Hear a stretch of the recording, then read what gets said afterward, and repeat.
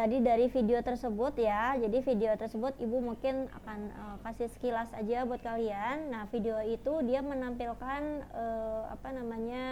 solusi ya, solusi dari beberapa masalah yang sering terjadi di suatu perusahaan. Nah, ibu coba mau tanya sama kalian, solusi yang diberikannya apa ya, terus memangnya masalahnya seperti apa sih gitu. Mungkin ada yang bisa bantu jawab? Yuk, siapa nih yang bisa? Yang ngikutin videonya siapa aja? Coba Amalia. Amalia ngikutin videonya? Amalia mengikuti videonya? Adinda mengikuti? Coba ibu minta tolong semuanya open cam. Ibu takutnya kalian tidur nih. Yuk open cam semua deh. Soalnya ibu tanya diem. Jadi bingung nih. Boleh saya bantu jawab? Yuk.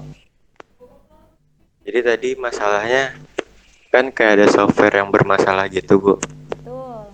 Terus solusinya pakai remote access gitu, sama orang yang lebih ngerti tapi dari jarak yang jauh. Dari jarak yang jauh. Oke. Nah, ini apa sudah dilakukan di perusahaan-perusahaan? Menurut Aidan sudah dilakukan belum? Kayaknya beberapa perusahaan besar udah ngelakuin ini sih, Bu, buat mengatasi masalahnya. Oke, sudah ya. Oke, apalagi pada saat kondisi pandemi seperti ini ya, hal itu memang menjadi salah satu hal malah yang wajib dilakukan gitu, agar tidak perlu repot-repot datang ke kantor. Coba kita kan pembelajarannya hampir selesai nih, semuanya bisa open cam dulu biar kita bisa diskusinya lebih enak.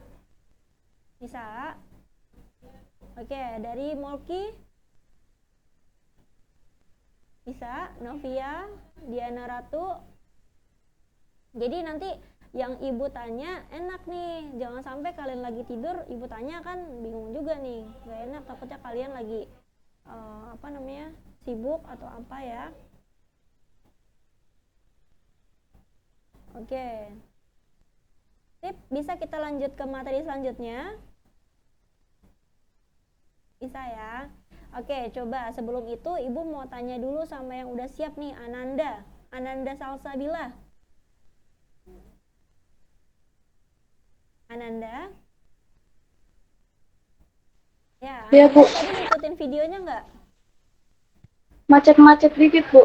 Macet-macet ya. Oke, tadi sedikit lebih banyak ya sudah disampaikan sama Aidan ya. Jadi ada solusi ya yang diberikan oleh tadi ya dari video YouTube tadi. Dia memberikan solusi berupa apa? Remote akses yang dapat dilakukan di rumah. Itu contoh nih, Ananda nanti kerja di suatu perusahaan, contoh kamu kerja di Indofood ya, nanti amin ya, kerja di PT Indofood Indonesia Tbk ya. Nah, pada saat contoh kamu nanti di sana menjadi manajer pemasaran. Nah, kondisi lagi WFH gitu kan, padahal kamu butuh data. Nah, datanya adanya di komputer gitu. Nah, apa yang akan dilakukan oleh Ananda gitu. Nah, Ananda perlu menghubungi siapa? Menghubungi bagian IT yang ada di kantor. Gitu ya Nanda ya, kamu menghubungi kantor untuk apa? Untuk bisa dilakukan remote access. Jadi aksesnya bisa dilakukan di rumah tanpa harus ke kantor. Gitu, sampai situ sudah lebih paham Ananda maksud dari videonya?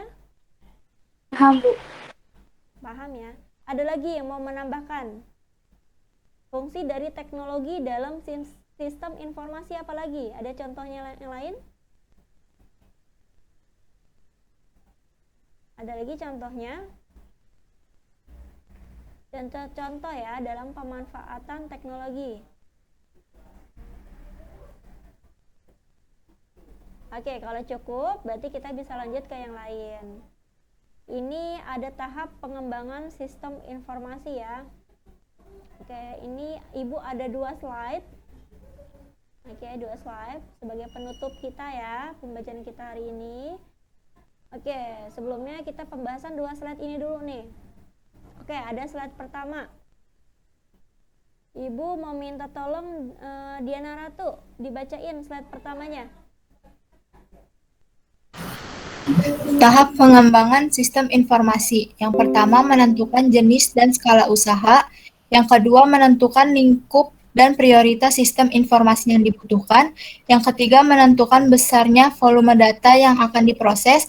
Yang keempat menentukan besarnya frekuensi transaksi data yang akan diproses. Dan yang kelima menentukan jenis dan jumlah peralatan mekanisasi yang dibutuhkan.